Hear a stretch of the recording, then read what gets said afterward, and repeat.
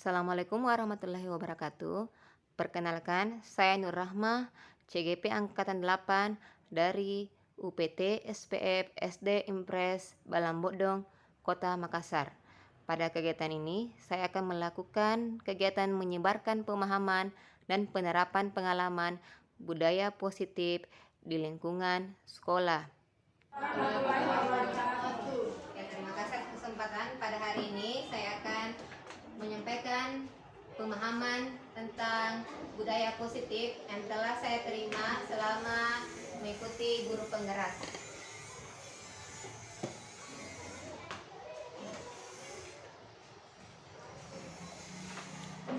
Dan sebelumnya, saya di sini adalah CGP Angkatan 8 Kota Makassar. Dalam budaya positif, ada beberapa materi yang telah saya pelajari. Yang ini akan saya bagi kepada rekan-rekan semua terkait pemahaman saya. Yang pertama yaitu perubahan paradigma belajar. Yang kedua, tentang disiplin positif dan nilai-nilai kebajikan. Yang ketiga, motivasi perilaku manusia. Di sini materinya ada terkait dengan hukuman, penghargaan, dan juga ada restitusi. Materi keempat yaitu kebutuhan dasar manusia. Di sini kita akan melihat apa-apa sebenarnya yang kita butuhkan. Di sini bukan hanya tentang apa yang dibutuhkan oleh siswa, tetapi oleh orang dewasa sekalipun orang dewasa. Kemudian berikutnya tentang keyakinan kelas. Keyakinan kelas ini sebenarnya sudah kita lakukan sebelumnya.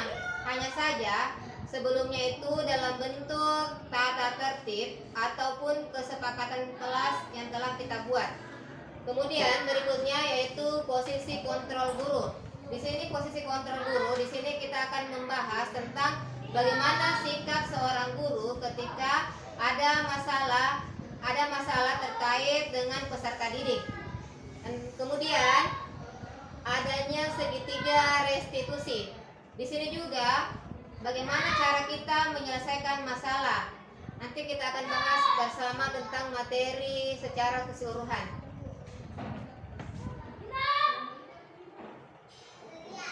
Yang pertama, budaya positif.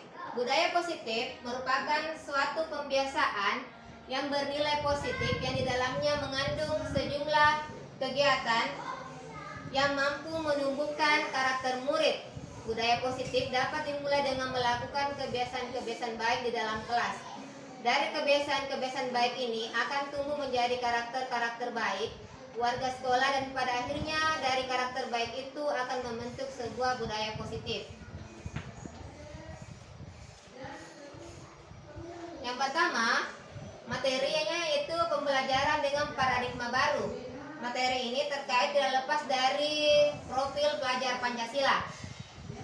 Pembelajaran dengan paradigma baru merupakan pembelajaran yang dirancang berdasarkan prinsip pembelajaran berdiferensiasi, sehingga peserta didik belajar sesuai kebutuhannya dalam mewujudkan profil pelajar Pancasila.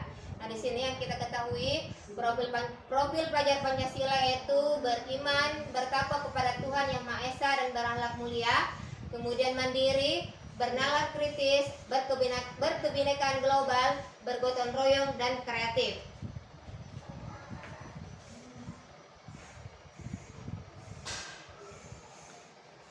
Berikutnya tentang disiplin positif. Disiplin positif berarti di sini saya ambil pertama disiplin berarti teratur dan patuh pada peraturan. Kata disiplin sering juga dihubungkan dengan hukuman, padahal sesungguhnya berbeda. Karena belajar tentang disiplin tidak harus dengan memberi hukuman. Justru itu adalah salah satu alternatif terakhir, dan bila perlu tidak digunakan sama sekali. Dan yang diterapkan adalah upaya pendisiplinan dengan positif atau cara yang baik. Disiplin positif adalah pendekatan disiplin yang mengajarkan tanggung jawab kepada anak dan mengembangkan kesadaran diri. Berdasarkan nilai-nilai kebajikan, disiplin positif lebih fokus pada disiplin internal yang memungkinkan siswa mengontrol tindakan mereka sendiri.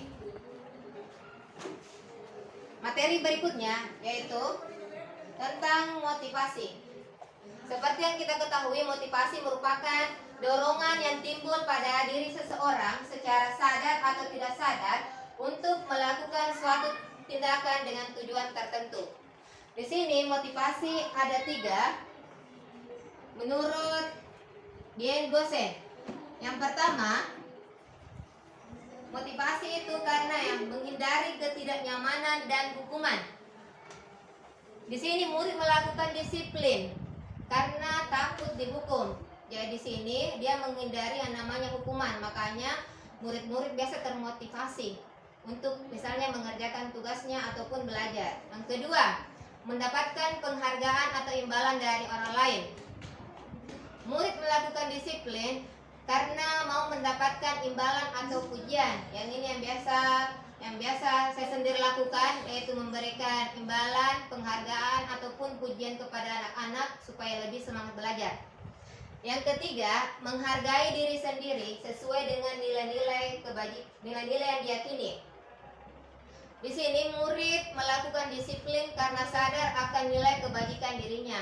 Jadi di sini murid-murid melakukan bersikap disiplin karena memang itu adalah motivasi dari dalam dirinya sendiri, bukan dorongan dari luar. Kemudian dalam motivasi ini juga terdapat materi tentang hukuman dan konsekuensi. Nah, mungkin di sini kita berpikir yang sebelumnya ketika kita memberikan hukuman kepada murid-murid di kelas, yang kita bisa mengetahui apakah itu termasuk hukuman ataukah sebenarnya dia adalah konsekuensi. Nah, di sini dibedakan. Yang pertama, hukuman bersifat tidak terencana atau tiba-tiba. Hukuman bersifat satu arah dari pihak guru yang memberikan, dan murid hanya menerima suatu hukuman tanpa melalui suatu kesepakatan atau pengarahan dari pihak guru, baik sebelum atau sesudahnya. Hukuman yang diberikan bisa berupa hukuman fisik ataupun biasa hukuman verbal yang biasa kita memberikan ucapan-ucapan yang kurang baik yang didengar oleh murid itu sendiri. Kemudian konsekuensi. Konsekuensi sudah terencana dan disepakati, sudah dibahas dan disetujui oleh murid dan guru. Konsekuensi biasanya diberikan berdasarkan sesuatu yang dapat diukur. Misalnya saat murid bercerita saat proses pembelajaran, maka murid tersebut akan kehilangan waktu bermainnya, sehingga nanti dia akan mengerjakan ketinggalan pelajarannya pada saat jam istirahat.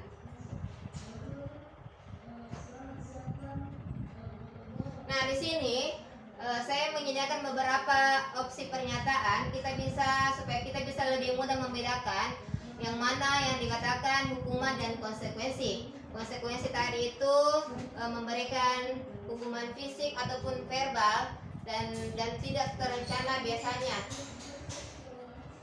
Bisa kita lihat yang pertama, mencatat 100 kali dalam buku kalimat "Saya tidak akan terlambat lagi karena terlambat ke sekolah". Kira-kira apakah ini termasuk konsekuensi ataukah kita memberi hukuman kepada murid? Mengelilingi lapangan basket 2 kali karena terlambat hadir sekolah. Ini termasuk apa? Hukuman. Ya. Kita lihat bersama. Ya, ini adalah termasuk hukuman. Berikutnya, membersihkan coretan yang dibuatnya di meja tulis. Hukuman. Kita lihat bersama, membersihkan coretan dibuatnya di meja tulis. Nah, untuk membersihkan coretan dibuatnya di meja tulis, ini merupakan sebuah konsekuensi dari apa yang telah dia lakukan sebelumnya. Dia akan mencoret, jadi kemudian dia membersihkan meja itu sendiri. Kemudian, murid diminta untuk push up 15 kali karena tidak menggunakan masker ke sekolah. Ini termasuk apa? Iya, ini termasuk hukuman. Karena hukuman itu biasanya hanya berfokus pada satu arah dari guru saja. Kalau konsekuensi biasa ada yang dilakukan oleh murid. Kemudian materi berikutnya tentang penghargaan. Penghargaan ini termasuk menurut saya pribadi sering saya lakukan, dan ternyata terlalu sering memberikan penghargaan kepada murid ternyata memiliki efek yang kurang bagus untuk murid. Nah, di sini ada menurut Alekon mengungkapkan penghargaan maupun hukuman adalah cara-cara yang mengontrol perilaku seseorang yang menghancurkan potensi untuk pembelajaran yang sesungguhnya. Kon juga mengemukakan beberapa pernyataan dari hasil pengamatannya tentang tindakan memberikan penghargaan yang nilainya sama dengan menghukum seseorang. Di sini berarti ketika kita memberi penghargaan, sebenarnya kita sudah memberikan hukuman secara tidak langsung kepada anak-anak. Karena kenapa? Di sini ada beberapa jenis penghargaan. Hanya di sini saya menulisnya hanya beberapa. Misalnya penghargaan jangka pendek dan panjang. Misalnya di kelas kita sering memberikan penghargaan kepada anak-anak yang juara atau yang peringkat 1. Nah, ketika dia naik di kelas berikutnya, ternyata di kelas berikutnya itu dia tidak mendapatkan penghargaan ketika dia mendapat ranking. Nah, di situ anak-anak akan merasa motivasinya akan berkurang karena tidak lagi mendapatkan penghargaan yang sama sebelumnya. Jadi dia penghargaan itu dia memiliki pengaruh jangka pendek dan jangka panjang. Kemudian penghargaan tidak efektif, yang sama yang seperti disampaikan. Kemudian penghargaan merusak hubungan. Penghargaan merusak hubungan di sini, misalnya ketika si anak yang satu mengerjakan tugasnya dengan baik, kita memberikannya penghargaan. Kemudian si anak yang dalam kelas ini, anak-anak yang tidak mengerjakan tugas, kita tidak memberikan penghargaan. Jadi di sini kemungkinan akan terjadi anak yang satu yang mendapat penghargaan bisa saja mengejek atau tidak menghargai temannya yang tidak mendapatkan penghargaan. Nah, di situ bisa dapat merusak hubungan. Nah, istilahnya biasa itu anak-anak baku bombe ketika dapat yang satunya baku ejek gara-gara tidak dapat penghargaan atau imbalan yang diberikan. Berikutnya, penghargaan menurunkan kualitas. Di sini juga ketika kita meminta anak-anak untuk mengerjakan sesuatu, ketika kita mengatakan akan mendapatkan imbalan. Nah, ketika tidak memberikan lagi imbalan, kualitas pekerjaannya akan berkurang, akan menurun. Nah, itulah akibat dari sebuah penghargaan. Makanya dikatakan penghargaan yang nilainya sama dengan menghukum seseorang.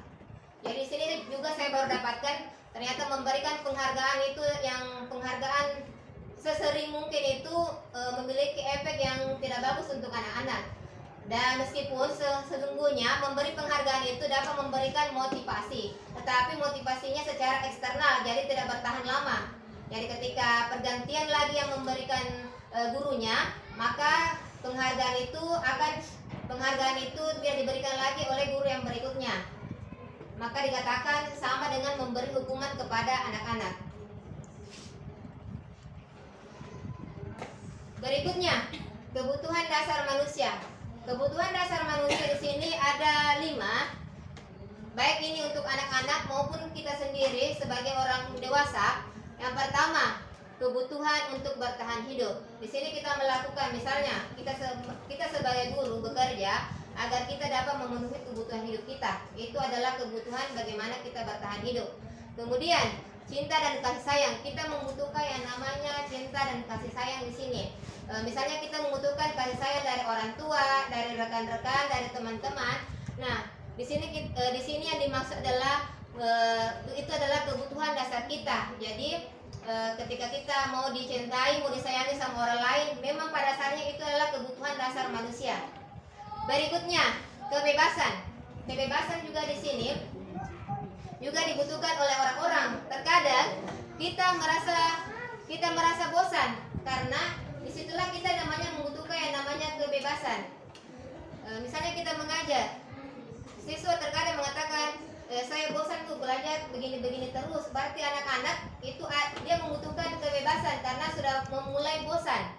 Kemudian kesenangan di sini biasa kita lakukan dan membuat kita merasa senang. Dan yang terakhir, kekuasaan. Di sini kekuasaan yang dimaksud berarti kita memiliki kontrol untuk misalnya kita mengatur orang-orang, itu yang biasa kita sampaikan sebagai penguasaan. Kemudian berikutnya, di sini ada contoh kasus. Dinda, seorang anak kelas 3 SD, begitu tiba di rumah sepulang dari sekolah, menangis dan mengadu pada ibunya. Dia benci pada Ibu Rani, gurunya. Ibu guru bilang, aku tidak boleh bersenandung saat mengerjakan tugas. Katanya harus tenang, tidak ada suara. Kan nggak seru jadinya. Kira-kira ini anak-anak membutuhkan kebutuhan apa? Ketika ada anak yang mengatakan, ini katanya harus tenang, tidak ada suara, kan tidak seru. Kira-kira anak-anak ini dia kebutuhannya apa di sini? Apakah dia kebebasan, kesenangan, kasih sayang, dan yang terakhir kepuasan? Apa? Kita coba cek ya. Ya, di sini dia karena dia membutuhkan yang namanya kesenangan. Berikutnya, ibu guru tidak menyapaku hari ini. Padahal aku pakai jepit rambut baru. Kira-kira di sini apa yang dibutuhkan oleh murid ini? Kita coba lihat bersama ya, Bapak Ibu. Ya, dia membutuhkan cinta dan kasih sayang. Kemudian aku sebel, gambarku tidak rapi. Kira-kira di sini apa yang dibutuhkan? Kebutuhan dasar apa? Apakah kesenangan sudah ada, cinta dan kasih sayang? Kira-kira di sini kebutuhan dasar apa yang dibutuhkan oleh siswa ini, oleh Dinda? Coba kita lihat bersama. Nah, dia membutuhkan penguasaan. Dia untuk menguasai dirinya. Bagaimana ketika dikatakan gambarnya tidak rapi oleh gurunya? Membutuhkan yang namanya ya kebebasan.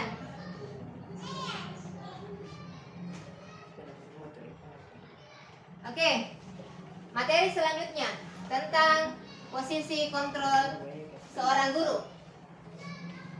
Di sini ada 5. Kira-kira yang kita biasa lakukan posisi kontrol sebagai guru, kita berada di posisi mana? Apakah kita sebagai penghukum, pembuat merasa bersalah, teman, pemantau, atau sebagai manajer? Jadi di sini kita bisa terkadang saya sendiri sering melakukan yang namanya posisi sebagai penghukum, kemudian teman dan pemantau sepertinya. Kalau manajer sepertinya masih saya proses pembelajaran. Misalnya penghukum, karena kamu terlambat, silakan berdiri sampai jam pelajaran pertama selesai. Di sini penghukum, kita sebagai guru memberikan hukuman kepada murid. Kemudian pembuat merasa bersalah. Tolong ya, ibu minta tolong sekali. Tolong jangan terlalu ribut. Tidak kasihan sama ibu ya? Dari tadi teriak-teriak sampai tenggorokan ibu jadi sakit.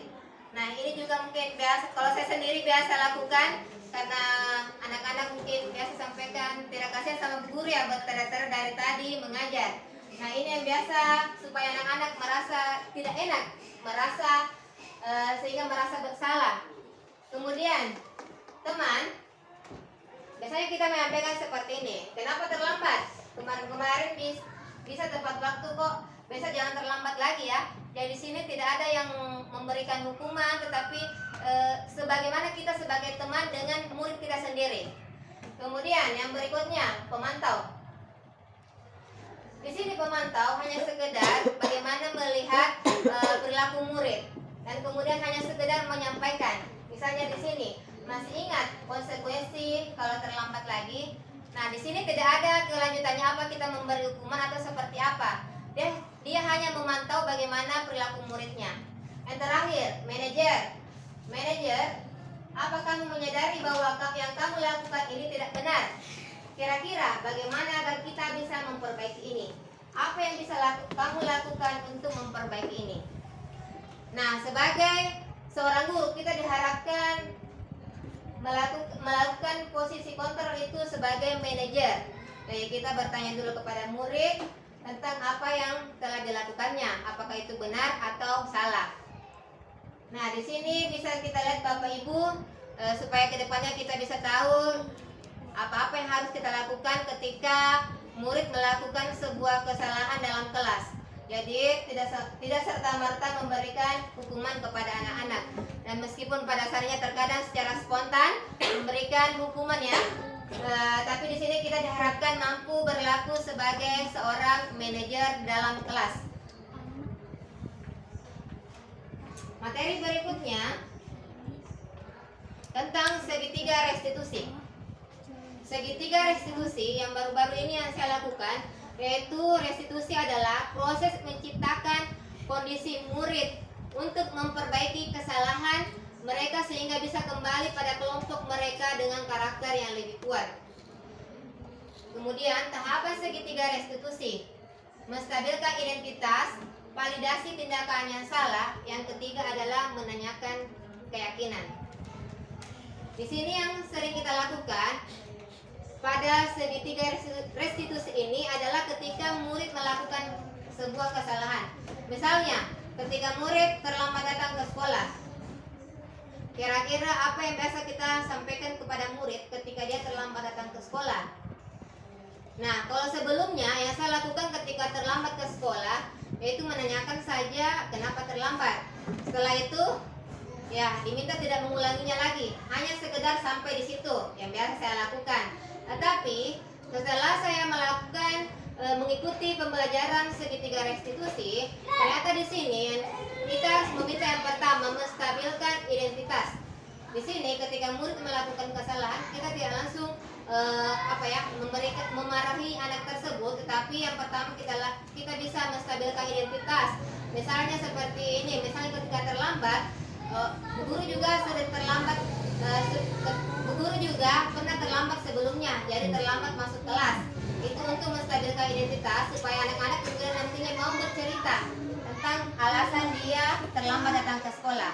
Kemudian validasi tindakan yang salah. Nah, di sini kita menanyakan kepada anak-anak apa alasannya dia terlambat datang ke sekolah. Di sini kamu tentu punya alasan mengapa terlambat, atau kemudian adakah cara yang lebih efektif untuk mendapatkan apa yang kamu butuhkan. Dan yang terakhir yaitu menanyakan keyakinan. Di sini menanyakan keyakinan, kita bisa di sini menanyakan keyakinan, kita bisa sampaikan ke murid keyakinan apa atau kesepakatan kelas apa yang telah kita buat sebelumnya, yang kita langgar. Misalnya yang tadi terlambat, sebelumnya kita membuat keyakinan yaitu hadir tepat waktu. Berarti di situ dia melanggar keyakinan. Anak-anak bisa menyampaikan hadir tepat waktu. Jadi setelah anak-anak menyampaikan keyakinan telah dilanggar, kita bisa menanyakan kembali. Setelah ini, kira-kira apa yang akan dilakukan supaya besok-besok tidak terlambat lagi. Jadi situ anak-anak, kita akan membantu anak-anak untuk memperbaiki sikapnya kembali, yang sama dengan konsep restitusi itu sendiri, yaitu proses menciptakan kondisi murid untuk memperbaiki kesalahan mereka. Jadi di sini kita tidak langsung menyuruh anak-anak, sama dengan ketika anak-anak berkelahi, kita tidak langsung menyarankan anak-anak untuk meminta maaf kepada temannya, tetapi kita akan bertanya pada bagian menanyakan keyakinan. Kira-kira apa yang akan kalian lakukan untuk memperbaiki kesalahan misalnya sama si A. Nah, ketika anak-anak menjawab, nah kita bisa mengarahkan, silahkan, misalnya ketika dia bilang minta maaf, kita bisa mengarahkannya untuk minta maaf kepada teman-temannya. Seperti itu Bapak Ibu Guru. Jadi semoga segitiga restitusi ini dapat kita gunakan dalam kelas ketika ada murid-murid yang melakukan kesalahan, baik itu terlambat, tidak mengerjakan tugas, ataupun misalnya kesalahan-kesalahan yang lain yang biasa dibuat.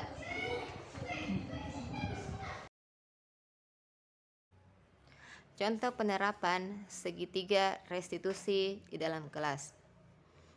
Yaitu adapun kasusnya saat pelaksanaan ulangan harian, Natasha menyontek jawaban Asti, sehingga membuat Asti marah.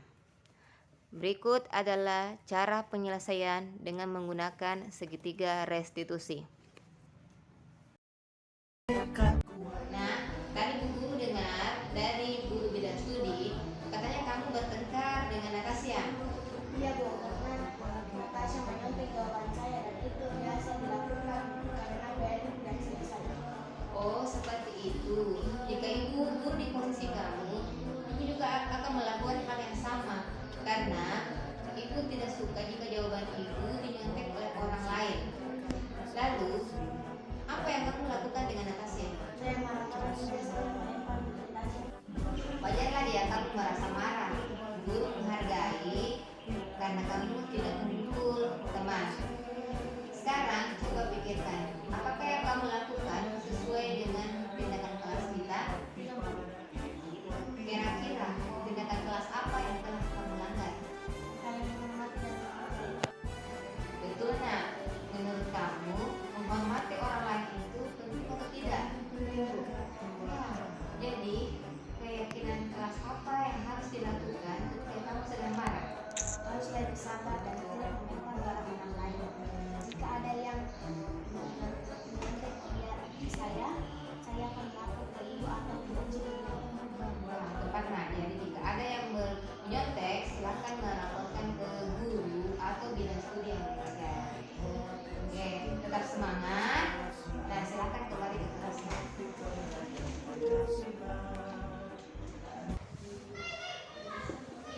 Oke, berikutnya yaitu keyakinan kelas.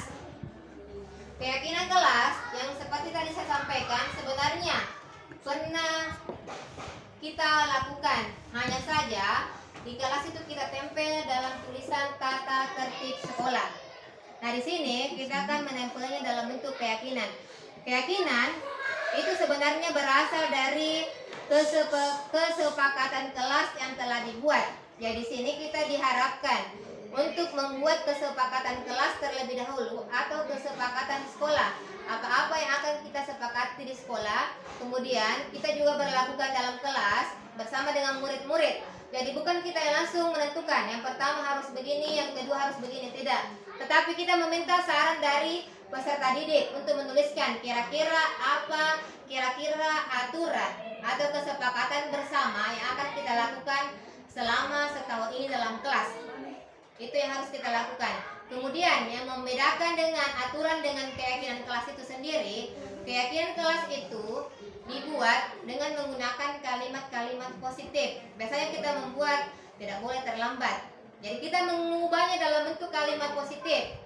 Datang tepat waktu. Jadi karena biasanya ketika kita menggunakan tidak boleh, dilarang, biasa anak-anak lebih semangat untuk melanggar aturan yang kita buat. Nah, disinilah kita membuat yang namanya keyakinan kelas. Tapi sebelumnya kita membuat yang namanya kesepakatan kelas. Kesepakatan kelas ini yang kemudian kita yakini bersama, sehingga menjadilah sebuah keyakinan kelas yang akan kita lakukan. Menurut dosen, keyakinan kelas itu merupakan suatu keyakinan yang akan lebih memotivasi seseorang diri dalam atau motivasi intrinsik. Jadi dia ada motivasinya dari dalam, sehingga misalnya saya yakini saya harus datang tepat waktu, saya harus mengerjakan tugas. Ketika kita sudah yakin dengan hal tersebut, maka kita akan mengerjakan tugas yang diberikan. Sama dengan kalau kita misalnya, kenapa kita kalau naik motor kita menggunakan helm? Karena kita yakin dengan memakai helm itu kita akan apa? Iya, kita akan aman karena kita punya keyakinan. Helm ini akan melindungi ketika misalnya dari minta-minta ada benturan, ada kecelakaan. Karena itu yang sudah kita yakini. Jadi yang pertama yang kita lakukan di sini adalah bagaimana kita membuat murid meyakini keyakinan kelas, kesepakatan kelas yang telah dibuat sehingga dapat dilaksanakan. Oke, berikutnya di sini saya akan meminta untuk membuat sebuah kesepakatan kesepakatan atau keyakinan sekolah. Jadi sebelum kita melakukan dalam kelas, kita bisa membuat kesepakatan sekolah yang bagaimana kesepakatan yang bisa kita lakukan bersama dalam sekolah ini supaya lebih memajukan sekolah kita ini.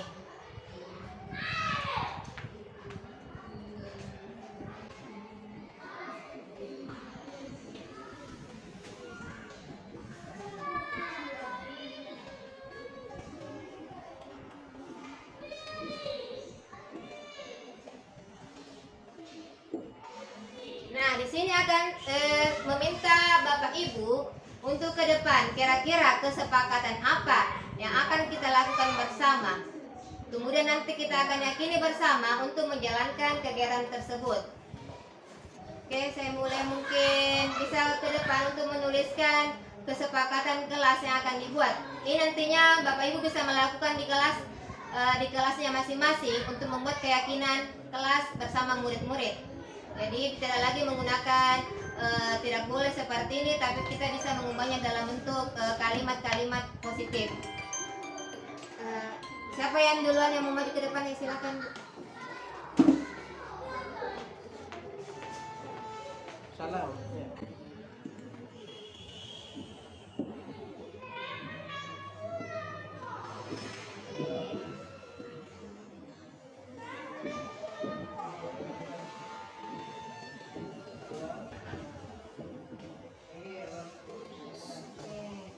Datang tepat waktu.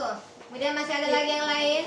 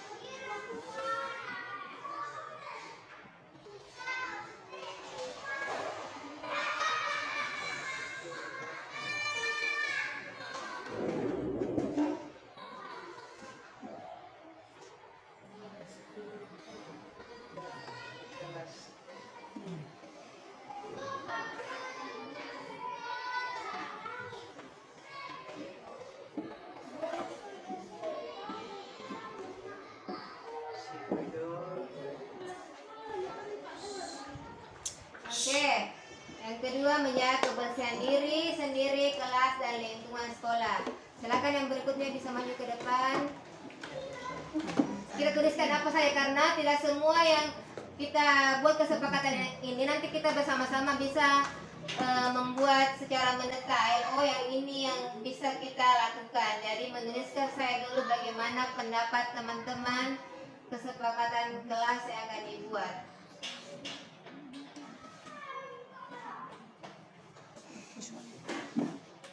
Terima kasih, Bu. Selanjutnya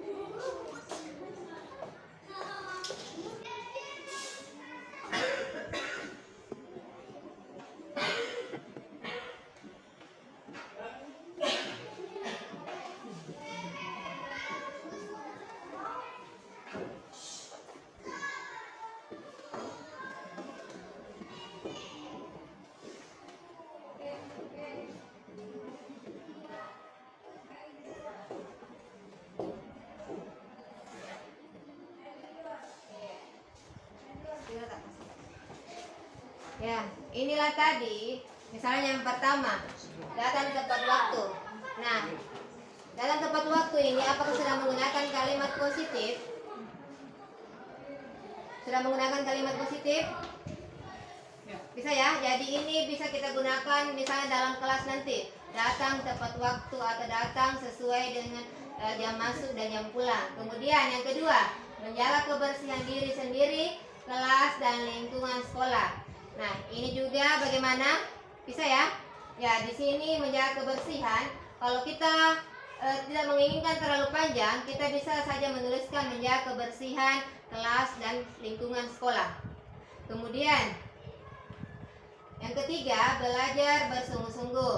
Nah, di sini kita meminta anak-anak untuk belajar dengan giat. Kemudian yang keempat, tidak boleh mengejek teman yang bersalah. Yang tadi saya sampaikan, ketika kita menulisnya dalam bentuk nanti ketika kita ambil yang ini dalam bentuk keyakinan kelas, kita tidak menggunakan lagi kata tidak, tapi kita menggantinya kira-kira kalimat apa yang cocok untuk mengganti redaksi kalimat ini ketika kita mau memasukkannya dalam keyakinan kelas kita. Ya, saling menghargai. Ya, bisa di sini kita tulis saling menghargai antar teman.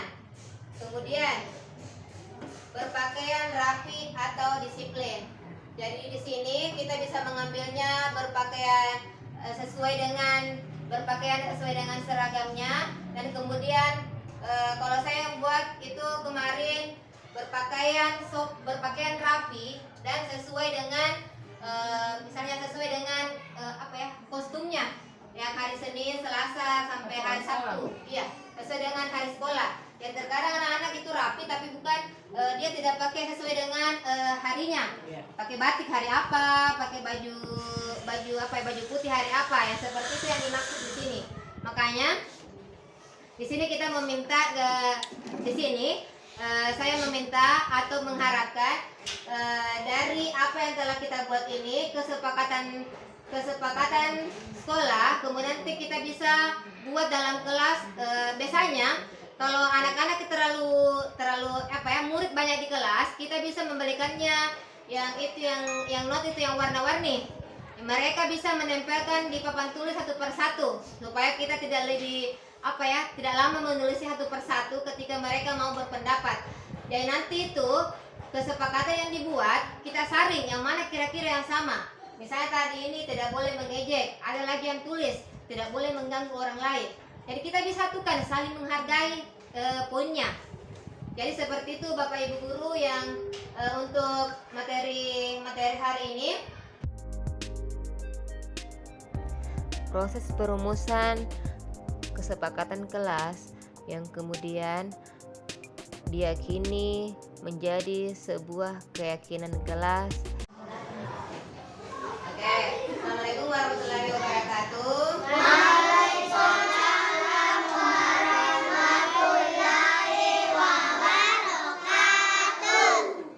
Hari ini kita akan buat kesepakatan kelas untuk bagaimana kita ke depannya selama setahun ini di kelas 5. Jadi kesepakatan kelas ini merupakan apa saja aturan-aturan yang akan kita laksanakan dalam kelas.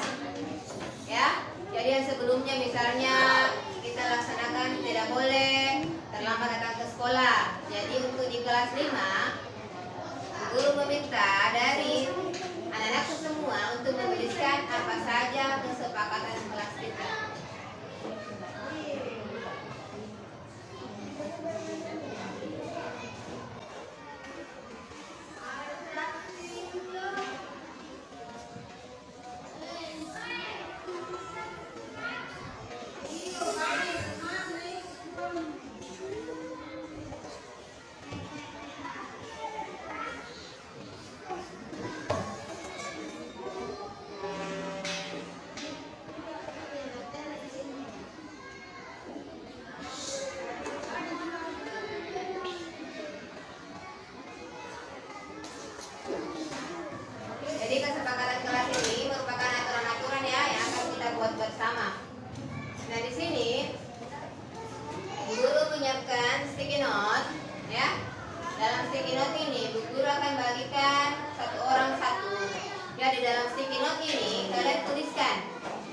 kalian tuliskan apa saja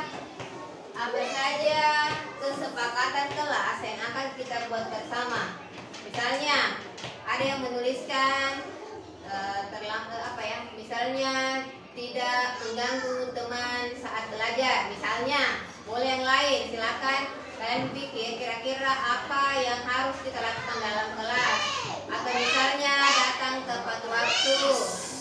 Atau bisa saja kita tuliskan tidak mengganggu orang lain saat mengerjakan tugas. Seperti itu ya. Atau boleh atau misalnya juga ada yang menuliskan ketika meminjam barang meminta izin kepada yang punya. Mengerti? Mengerti. Oke. Kalau mengerti, Bu Guru nanti akan membagikan yang sticky note yang seperti ini. Bisa ya? Bisa, Bu. Oke. Sebelumnya bisa Febrian? Oke.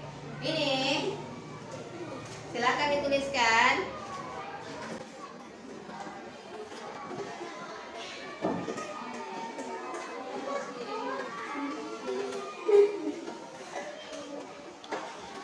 Ambil pulpennya, Nak.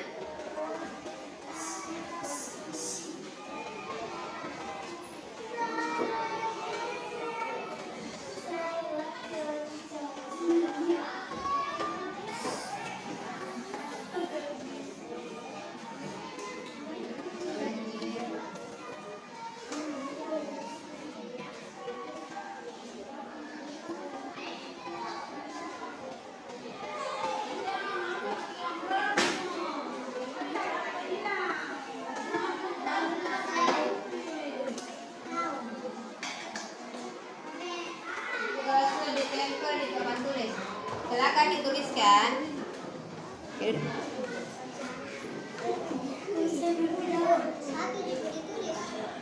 Oh, belum kita dapat, Febrian.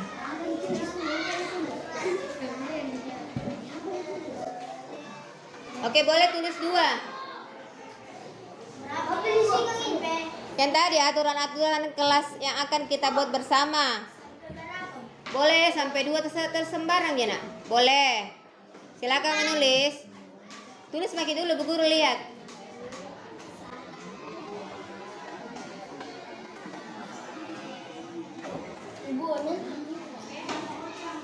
Kira-kira apa aturan yang akan kita sepakati bersama?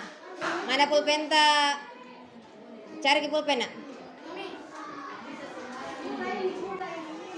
Tulis pakai. Kira-kira apa yang aturan kita buat? Datang ke sekolah tepat waktu sudah. Boleh ditempel, kalau surat tempel di atas itu ya. Di sini, Nak, di sini kan di bawahnya sini.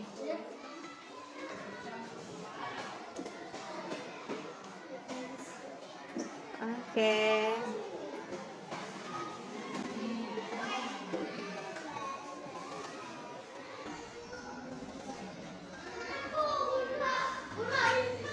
Angga tulis apa enggak? Apa ditulis enggak? Membuang? Oke, membuang sampah pada tempatnya.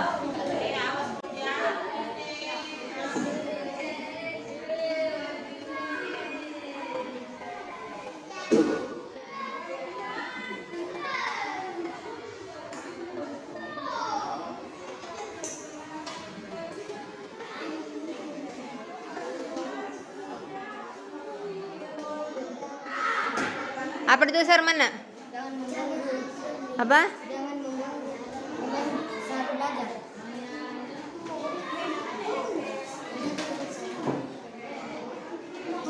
Satu-satu, nah satu-satu, pelan-pelan ya. Siapa lagi?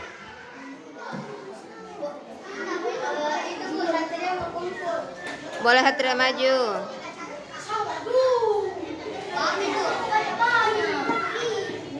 Apa ditulis, Nak? Jangan mengganggu orang lain dan jangan Oke.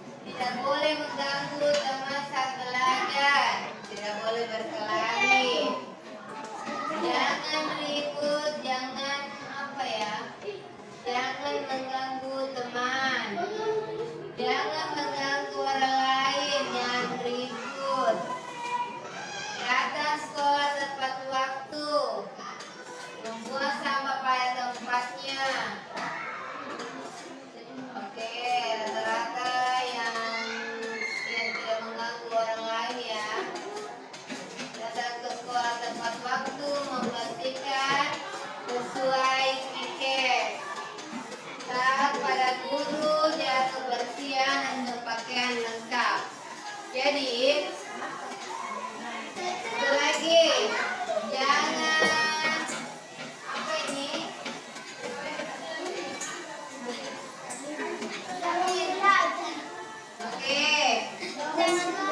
Oke, ini dari Hilda ya. Oke, maksudnya di sini Hilda, kita harus rajin belajar ya. Oke, perhatian.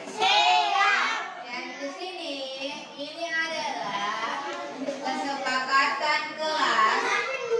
Ada beberapa yang sama. Attention please. Di sini ada beberapa yang sama. Dan nanti ketika guru menempelnya dalam bentuk kertas karton, itulah yang sama-sama kita laksanakan bersama. Jadi tidak ada yang tidak melaksanakan apa yang telah kita sepakati bersama. Bersedia semua? Bersedia semua?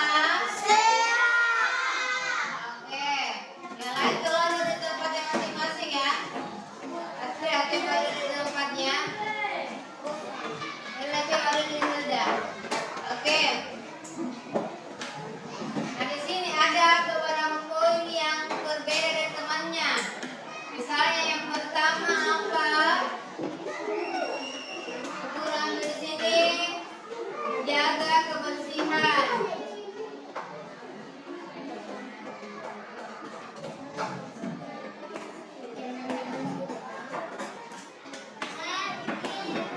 Yang kedua,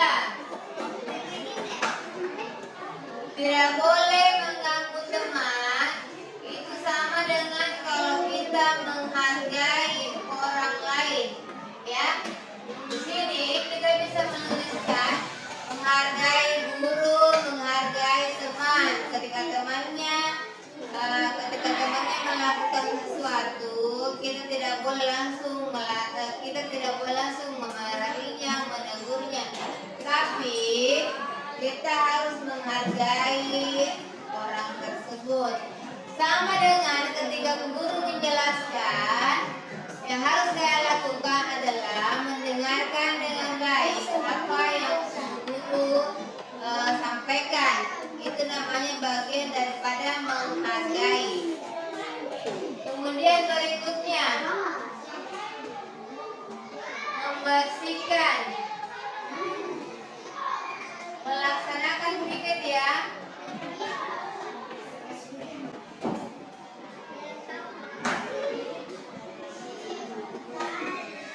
Ada juga yang menuliskan menjaga kebersihan sudah.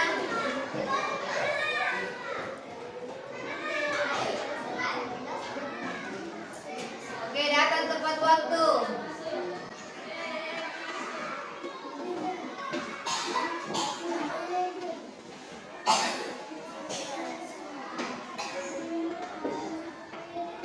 Mana lagi ya?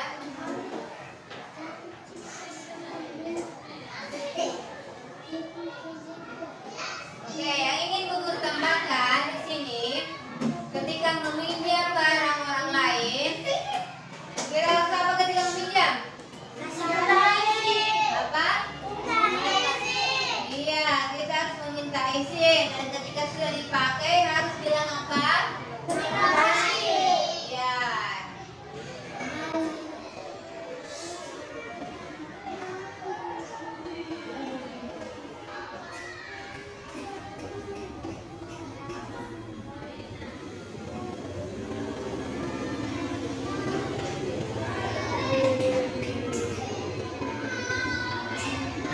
Ada lagi yang bertemakan? Apa lagi? Meminta izin saat meminjam barang dalam tepat waktu, melaksanakan. Nah, di sini yang paling penting juga supaya kita tidak berkelahi atau bertengkar dengan teman, kita harus menghormati dan menghargai.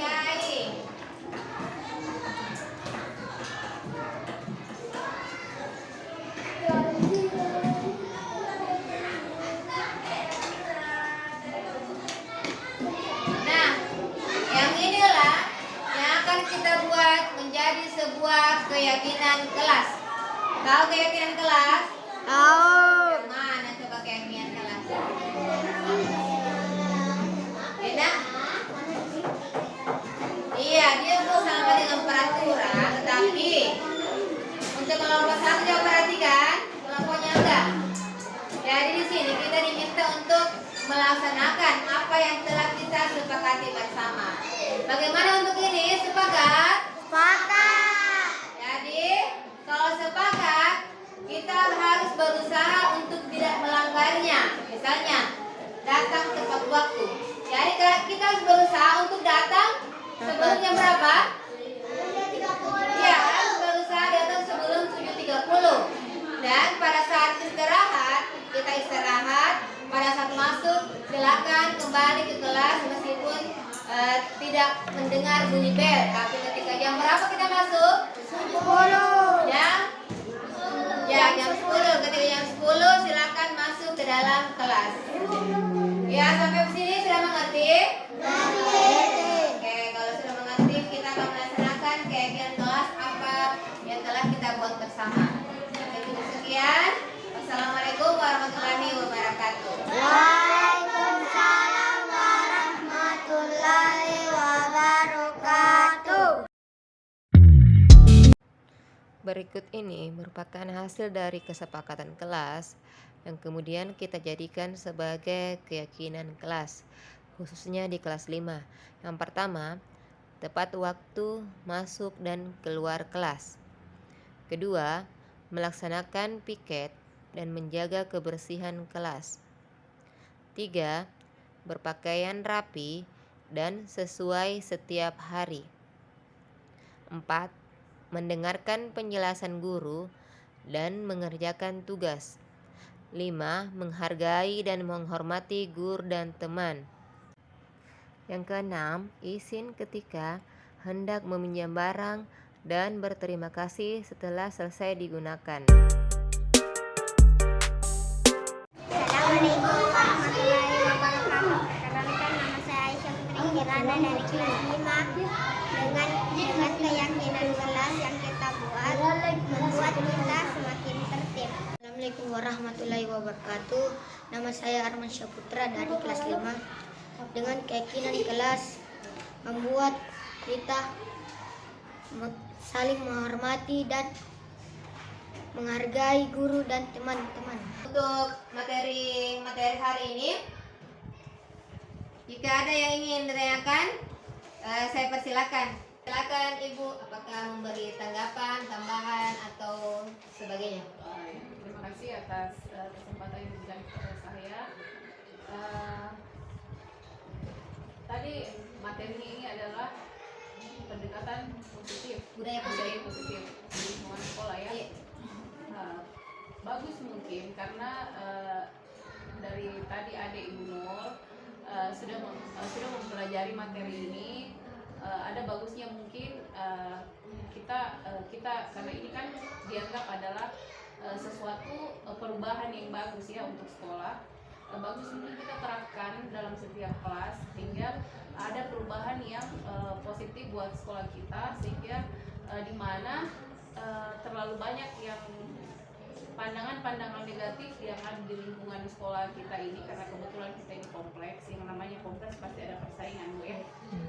Untuk bagaimana kita bisa menciptakan suatu perubahan di sekolah ini, di mana Ibu Nur adalah calon guru penggerak yang pertama di sekolah ini.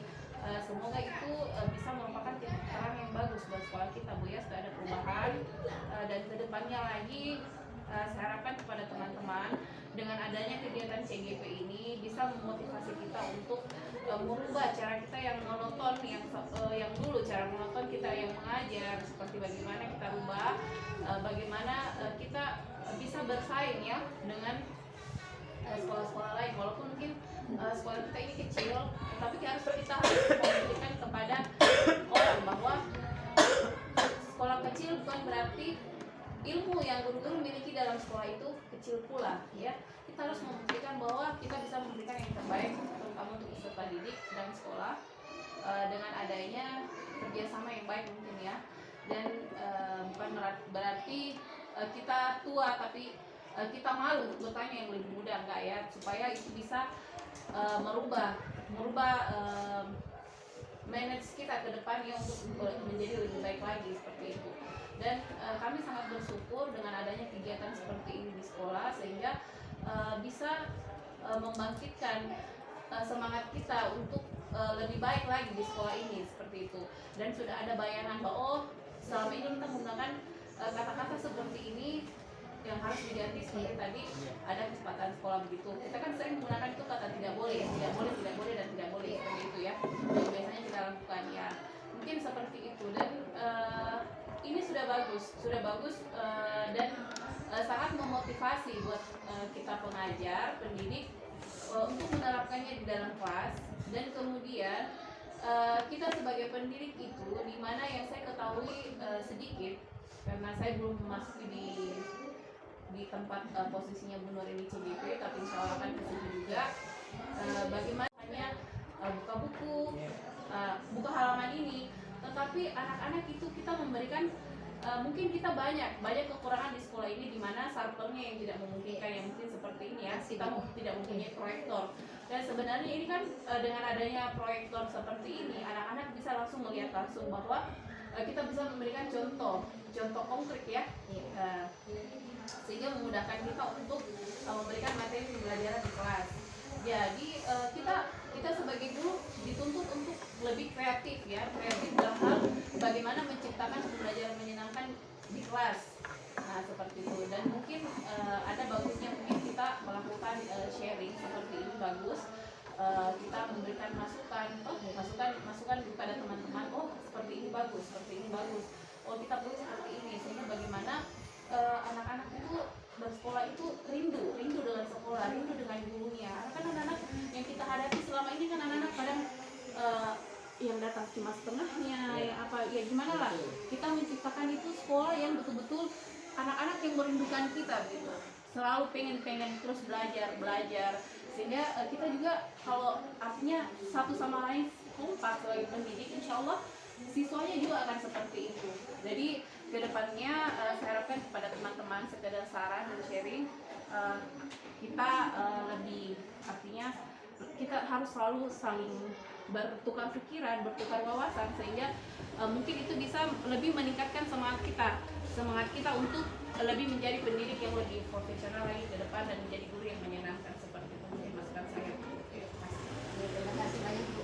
Jadi mungkin yang pertama kita bisa lakukan dalam kelas yaitu membuat kesepakatan kelas supaya ada perubahan dalam kelas kita. Oh ternyata ini sudah melakukannya dan ini yang belum. Jika Bapak Ibu guru berkenan bisa membuat, apalagi kan sudah tahu cara membuat keyakinan kelas dalam kelas kita sendiri. Jadi terserah bagaimana kesepakatan Bapak Ibu guru dengan murid-muridnya dalam kelas. Jadi tidak harus sama dengan kelas-kelas yang lain, tidak, tapi bagaimana kesepakatannya dengan murid-murid. Dan kemudian mungkin bahasanya dia menggunakan kalimat positif yang bisa di situ saya tekankan penggunaan keyakinan kelas itu sendiri. Ya mungkin cukup sekian untuk materi saya pada hari ini. Ya di sini yang perlu dipahami, keyakinan kelas berupa pernyataan universal yang mudah diingat, dipahami dan harus diterapkan dalam lingkungan sekolah. Ini tadi sudah kita lakukan. Nah, untuk diakhiri, semoga materi yang saya sampaikan pada hari ini bermanfaat dan bisa diterapkan oleh rekan-rekan guru dan sebagai penutupnya saya akhiri. Assalamualaikum warahmatullahi wabarakatuh. Waalaikumsalam warahmatullahi wabarakatuh.